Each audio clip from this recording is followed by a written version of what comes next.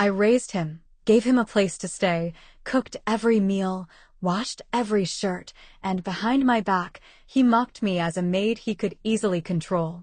Right in the kitchen where I poured my sweat to feed his mother. My name is Emily Foster, 29, living in Portland, Oregon. I'm a freelance graphic designer, creating visuals for local fashion brands, a job that's unsteady but enough to keep me and my chubby cat, Dumpling, afloat. My home is a small loft in the Alberta Arts District, surrounded by vintage coffee shops, vinyl stores, and weekend farmers markets bursting with color. I met Lucas Oliveira on a Saturday afternoon in June. It was nothing cinematic. I was in line for pastries at an international food fair. Lucas stood at a tiny booth selling pão de queijo, Brazilian cheese bread. His smile was warm, his accent soft and inviting, the kind that made you linger just to hear one more sentence. When he handed me my bag of bread, a napkin slipped in with it, scrawled with, "For the girl in the lavender dress." "Text me," smiley face. Straight out of a rom-com? I thought so too. I texted him that night. We talked until dawn about favorite foods, sunsets I'd saved on my phone since 2018, little pieces of ourselves. A week later, we were dating. Lucas told me he'd been in the US for 2 years, chasing a temporary work visa. Back in Belo Horizonte, he taught Portuguese, but here he scraped by as a line cook, delivery driver, and weekend baker. He was tall and lean, with soft curls and eyes that made you feel truly heard. I felt lucky to have found him. A month later, Lucas practically moved into my place. I didn't mind. I loved waking up to the drip of the coffee maker and Lucas humming Brazilian songs in the morning light. We fit together, or so I thought. By August, Lucas was at my apartment. All the time. No more "I'll be late, love," or quick morning drop-ins. His toothbrush sat by my sink, his running shoes by the door, his old canvas backpack slung over my coat hook, crowding out my denim jacket. I don't recall agreeing to him moving in. Maybe I didn't notice. Or maybe I didn't want to admit he'd claimed my space. "I'm looking for a full-time job," he'd say when I brought up rent. "The market's rough, you know. My visa's tricky too." I nodded. I understood. But a tiny seed of doubt began to whisper. He was still sweet, still wrapped his arms around me while I washed dishes. But then came the comments. "Why do you curse so much? Women in Brazil don't laugh that loud. Another crop top? Don't you think it's too revealing?" I laughed it off at first, thinking he was teasing. But the remarks piled up. Sharper. Heavier. And I grew quieter. He rarely washed a plate. Never did laundry. When I mentioned it, he'd sigh, "American women are so naggy. Back home, a woman knows how to care for her man." Then came the sweet talk, and I, weak as I was, let it slide. I paid the electric bill, the water, bought toilet paper, refilled the gas for the stove. Yet he'd complain when I didn't get the fish he liked. One night, I came home late after pitching to a potential client. While I fretted over deadlines, Lucas sat playing video games, wearing my old tee like it was his pajama. "Anything to eat?" he asked, not looking up. I swallowed a sigh and started frying eggs. When did I become a silent servant? And worse, why did I let it continue? By November, Lucas announced his parents were visiting from Florida, where they were staying with relatives. "Just a few days," he said. "I want you to meet them. But don't joke too much. My mom's conservative." "Oh, and no short skirts. And maybe cook something traditional?" It'd impress her. I spent all Saturday cleaning my apartment, buying fresh flowers, scrubbing windows until they gleamed, and cooking feijoada, a black bean stew I learned from YouTube. By the time his parents arrived, I was exhausted but smiled anyway. They shook my hand, then turned to Lucas, speaking rapidly in Portuguese. They laughed, he laughed, and he translated, "Mom says the food smells great." But during dinner, they barely looked at me. Portuguese filled my carefully prepared kitchen, leaving me out. I didn't understand a word. I just smiled and nodded like a ghost. Lucas translated sparingly. Mom asked what you do. Dad mentioned a cousin's new baby. But their glances and those smirking smiles, I couldn't unsee them. When I excused myself to grab ice cream and limes for dessert, no one offered to help. They nodded, and the conversation rolled on. I stepped out, feeling like I was fleeing a world I didn't belong in. I was back in 12 minutes. Hands clutching a grocery bag and a pint of vanilla ice cream Lucas once said tasted like home. I opened the door and felt something off. The kitchen was quieter, but not in a comforting way. It was the tense silence of people who'd just discussed something they didn't want you to hear. As I walked in, they switched topics instantly. Lucas's mom flashed a smile that felt hollow, and Lucas stood there, wine glass in hand, nodding like nothing had happened. Dinner resumed. I forced smiles. Tried to listen. Tried to feel like I still mattered in my own home. But something had shifted. My eyes flicked to the small camera in the corner of the kitchen, one I'd installed 2 years ago after a thief took my laptop and my mom's old necklace. Its green light blinked, quietly recording everything. The next morning, while Lucas slept, I stood in the kitchen making coffee, staring at that camera. It was just a moment, but my heart pounded like an alarm bell. I grabbed my phone, opened the app, and rewound to when I'd left the night before, 8:33 p.m. I played it slowly, not missing a second. At first, they spoke casually in Portuguese. I didn't understand. Then his mother's face changed. She gestured toward the kitchen where I'd cooked all day, her eyes dripping with disdain. She laughed. And Lucas, my Lucas, sat there, nodding, laughing along. No hesitation, no discomfort. Like he'd heard it all before. I didn't know their words, but I knew their eyes. The same sneering look I'd gotten in high school from blonde, sharp-nosed girls who called me weird Asian. The kind of mocking laugh you catch faintly but know is about you. My hands shook.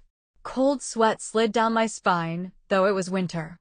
I sent the footage to a transcription and translation service I'd used for ad film projects. 90 minutes later, the translation arrived. I read it slowly, then again. By the third time, the coffee in my mouth tasted like nothing. She's not pretty, but at least she cleans well. Exactly. Cooks, stays quiet. The kind of woman you keep as a maid. Americans are so naive. Make them feel guilty, and they'll give you everything. You played it well, Lucas. Spotless apartment. Food on the table. I hit the jackpot, didn't I? Just don't marry her. You can't bring her kind back home.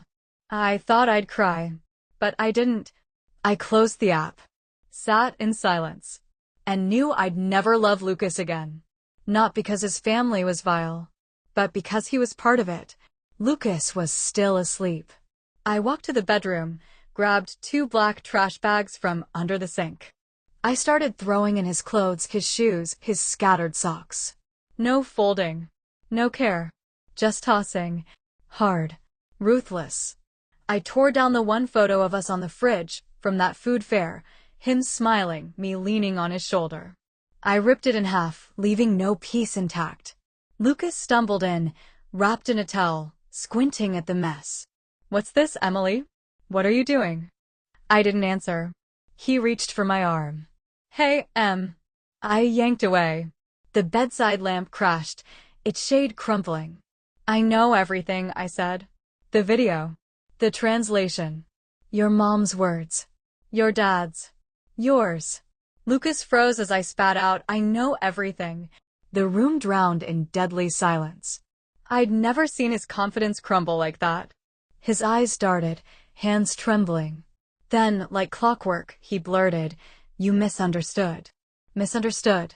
I smirked, my voice colder than Portland in February. Your mom called me a maid. Your dad said I'm a free housekeeper. And you, I locked eyes with him, called me a naive American girl you could manipulate. He lunged forward, stammering, It was a joke, Emily. Just a joke. In my culture, we talk like that for fun. Really? I cut him off. Calling women slaves is funny? Saying I'm a fool who'll give everything if I feel guilty. That's funny too. My eyes burned. I stepped closer, pulled out my phone, and played the translated audio, every word crystal clear. With each second, he backed away. When his mother's mocking laugh echoed, I screamed. This is your family? The culture you told me to respect every day? Where women are treated like objects? Lucas snapped, his voice sharp as if cornered. You're blowing this out of proportion. It was just a family dinner, not some drama for you to act out. He flung his arms up, not hitting, but close enough. I gripped my wrist. The bruise from when he'd grabbed me days ago hadn't faded. You have 30 minutes, I said, each word hissing through my teeth. Get dressed, grab your trash, and get out of my apartment. Or I'm calling the cops. His eyes widened. You'll regret this. You'll cry and beg me to come back. You're nothing without me. No, I roared. The only one regretting anything will be you, Lucas. Because you're losing the last decent thing in your pathetic life, a woman who thought you were real. I turned away, done looking at him. Behind me, I heard him scrambling to pack. At one point, he called from the bathroom, voice breaking like he might cry, "You're so cruel." I laughed bitterly. You don't know cruel, Lucas. But if you come back, I'll show you. He left. Slammed the door on his way out. His keys clattered in the hallway. I stood alone in my sterile, spotless apartment. I shrugged off my coat and sank to the kitchen floor, where I'd cooked for 3 people who despised me. I looked at my hands, at the bruise on my wrist, and finally let the tears fall. Not for losing a lover, but for believing I deserved nothing better. I called a locksmith the next morning. He was a quiet man in his 50s, meticulous. When I explained why I needed the locks changed, he nodded, didn't pry, and worked in silence. As he left, I tipped him an extra $50 and said, "Thanks for not asking questions." He shrugged. I see this all the time. Freeloaders are all the same. I deleted Lucas's number. Erased our photos. Blocked him on every platform. I gathered his leftovers, his toothbrush, shampoo, the hoodie he wore on cold days, and stuffed them into a black trash bag, left it outside with a note. Don't knock. Don't call. Don't come back. Here's your stuff. Last time. I locked the door. Then called Sophie, my best friend from college, now in Seattle. When I said, "Lucas, done," she replied, "I'm driving to Portland tonight. Open the wine." That night, curled up on the couch, Netflix humming, Sophie cursed up a storm. She watched the video and said, "His face when he laughed is worse than when he lied." I smiled, but it wasn't joy. My feelings weren't about love anymore. They were a cold, sharp clarity. I'd let myself become a pawn in a game run by a jobless man and his toxic family. 2 days later, things shifted. My mom called Monday morning, her voice unusually low. "Emily, can you come home this afternoon?" "What's wrong?" I asked. She paused. Then, like swallowing glass, she said, "Lucas came to our house yesterday. Said, you're having a mental breakdown." My coffee mug slipped, shattering on the floor. That afternoon, I drove an hour and a half to my parents' place in Beaverton. My mind spun the whole way. Lucas crying, lying, faking injuries, slandering me. What I didn't expect was my mom's face when she opened the door. Not angry, not panicked, but a simmering worry, like she'd heard the house was about to burn but didn't know where to start putting out the flames. "You okay?" she asked, her voice soft. I nodded. My dad sat in the kitchen, tea in hand, eyes on his newspaper, but clearly listening. I told them everything. From the first cheese bread to the video of his family's insults. How he'd grabbed my wrist, screamed I'd never find anyone else. Mom's hands shook. Dad stayed silent, but when I showed him the translated transcript, he read every word. Not one skipped. Then he set my phone down and looked at me. "You did the right thing." And added, "If he comes to this house again, he won't leave on 2 feet. The next morning, Sophie woke me with a text. "Lucas is telling your old friends you're crazy. Got word from Jenna, design class friend. He's spreading it everywhere. I didn't hesitate. I wouldn't let him control the narrative. I didn't think he'd be bold enough to go further. But he did, and he chose the one place I couldn't afford to lose face, my work.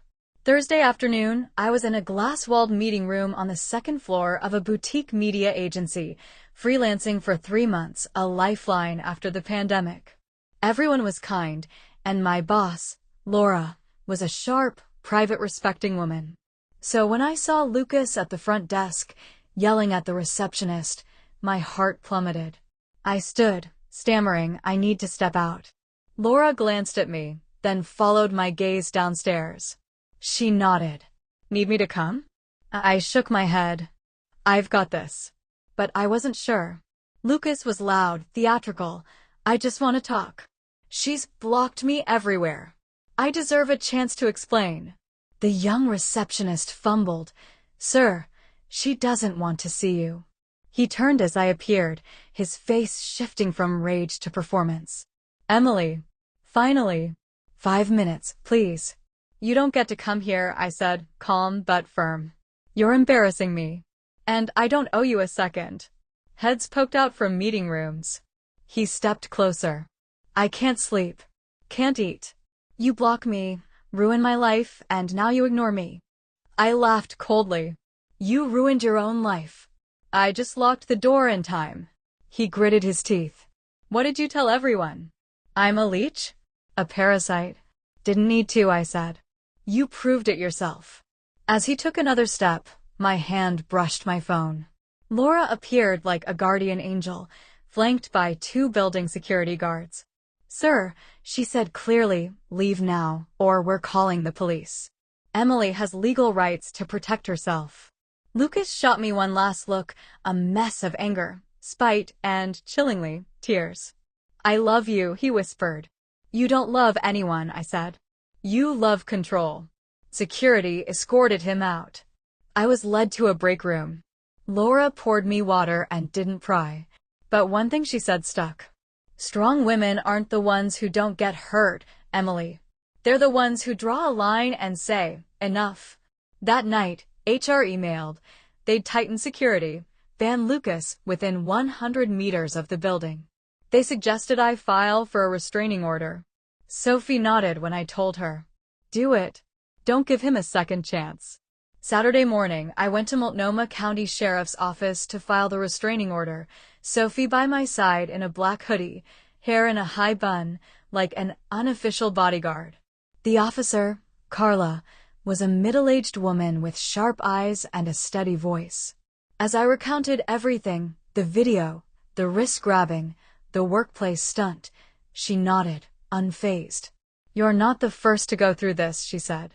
But you're one of the few who acted in time. Carla guided me through the process. Statement, video, texts, photos of my bruised wrist. I signed, learning the hearing would be in 3 days. Until then, Lucas was legally free. That gnawed at me all day. That night, I decided to stay at my parents' for a bit. I didn't tell them about the restraining order. Dad would have exploded. But I didn't expect Lucas to move faster than me. As I pulled into their driveway, I saw his old Toyota parked out front. My chest tightened. Mom stood on the porch, face rigid. Dad, gripping a ceramic coffee mug, blocked the door. Lucas was shouting, I just want to explain. Emily's emotionally unstable. I'm trying to help her. I rushed up, planting myself by the door. What are you doing here? He spun, his face flipping from fake concern to menace. You won't answer my calls, my texts, and now you're taking me to court? Dad stepped forward, slow and deliberate. He set his mug on the windowsill and grabbed Lucas's wrist with one hand. Say one more word, he said icily, and you won't lift your arm for a week. Lucas forced a laugh. I don't want trouble. Then leave, Dad snapped. Before I show you what a real family does. Lucas backed off. 1 step. 2. Then ran. I stood trembling with adrenaline. Dad clapped my shoulder. From now on, don't let him speak first. You tell the story, Emily. Not him. That night, I got a text from Lucas's cousin. He's been forced by his parents to book a one-way ticket to Brazil. They cut him off completely. Threatened to disown him if he doesn't leave the US this week. Attached was a boarding pass photo. Flight, Wednesday 10 a.m. I stared at my phone, then replied, "Good. Hope this is the last I hear of him."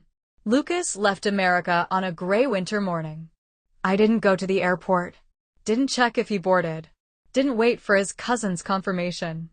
I just opened my kitchen window at 10 a.m., stood there in silence, clutching a cold coffee. And then, I sobbed. Not softly, not movie tear trickles. I wailed like I'd lost a piece of myself. It was raw, messy, snotty nose, swollen eyes, chest heaving until I couldn't breathe. I collapsed onto the kitchen floor, aching like I'd run a marathon. I wasn't crying for Lucas. I cried for the Emily of last month, the one who forced a smile cleaning the kitchen, wondering why his mom wouldn't meet her eyes. I cried for nights I cooked after 9-hour workdays while he gamed and asked, "No rice tonight?" I cried for every shirt I folded, every shoe I wiped clean in the rain, every time I asked myself, am I too harsh? Am I making him tired? I cried for believing I deserved that treatment. It wasn't pretty. I sobbed until my throat burned, my face a wreck, tears soaking my shirt. Dumpling, my lazy cat, waddled over, nuzzled my leg, and sat there, a quiet friend witnessing it all. An hour later I sprawled on the floor, eyes puffy, but I felt cleansed. I wasn't afraid anymore. I didn't see Lucas as a lingering nightmare. I looked at the ceiling, once leaking, me complaining, him ignoring, and smiled, truly feeling my home was mine again. I started small. I bought a new doormat, olive green, with slanted white text, "Home is where your peace lives." I changed the bedsheets, ditching Lucas's overpowering fabric softener for my old lavender scent. I took down every wall photo, keeping only one, me and Sophie, 2017, laughing hysterically on a Crater Lake boardwalk. I was 24, scrawny, hair a mess, living without needing anyone's approval. I stared at that photo for a long time. No tears. No sadness. Just memory. I started therapy every Tuesday. My therapist, Carmen, was petite with piercing eyes that saw through my masks. In our second session, she asked, "Emily, have you ever felt you didn't deserve love?" I wanted to laugh, but I didn't. I nodded. And for the first time in that room, all I said was, "Yes." Carmen nodded. "Good. Admitting it is the first step to breaking the curse." I changed how I worked. I used to take every job, grinding day and night to please clients. Post-Lucas, I learned no. I deleted nameless emails, rewrote my portfolios about me no more. I'm flexible with all brand needs. Now it reads, I work with kind people. I don't make products, I build connections. And I only partner with those who respect that. One Sunday afternoon, sketching a logo for a local candle company, Sophie barged in with pizza and 2 kombuchas. She scanned my freshly tidied apartment and grinned. "You look like you've come back to life." I shrugged, still drawing. "I think I have." She peeked at my sketch, a burning candle, with soft text beneath. "Burn what tried to break you." She laughed, nudging my shoulder. "If this is revenge art, print it and plaster it across town." That night, cleaning up, I stood before the mirror. Really looked. No more dark circles. No vacant stare. No silent morning question. Am I worth loving? I'm not sure I'm fully healed. But I know one thing. I'm not afraid of uninvited footsteps anymore. March passed like a late winter breeze. Portland bloomed. Streets littered with cherry blossoms. I woke earlier not because anyone told me to, but to catch the sunrise for the first time in months. I started standing on my balcony each morning, tea in hand, watching the city stir. No apology texts. No begging emails. Lucas vanished like he'd never existed, and I didn't care where he was or how he lived. The only thing I kept was the lesson. I bought a new notebook. Cream cover, simple, no designs. On the first page, I wrote, I used to clean up battlefields others left behind. From now on, I decide where I step. I cooked for myself. Not to impress him. Not to suit someone's taste. I learned to make pumpkin soup, something Lucas scoffed at as too plain. When I took the first spoonful, I smiled. It was delicious. Not because it was perfect, but because no one criticized it. I hung new lights in the living room, drilled the walls myself, measured, adjusted until they glowed just right. Standing in my bright little room, I thought, this is the life I choose, not one someone else arranged. Carmen suggested I write a letter to Mirror Emily. I did. One late night, after cleaning the kitchen, I sat down. Dear Emily, I'm sorry for letting you believe you had to shrink to be loved. I'm sorry for staying silent when you needed defending most. I'm sorry for calling you a burden, weak, not good enough. From now on, I won't let anyone, including me, hurt you. I choose your side. Always. I folded the letter, but didn't tuck it away. I burned it. Let it dissolve in flames like everything I no longer needed. One afternoon, I passed the food fair. The pastry booth was still there, but someone else stood behind it. The smell of butter and cheese bread lingered. I didn't stop. I didn't look back. I kept walking light as air, because I finally understood the most important thing. I didn't need saving. I just needed to believe, no matter how broken I'd been, I was the only one who could rebuild myself. And I did.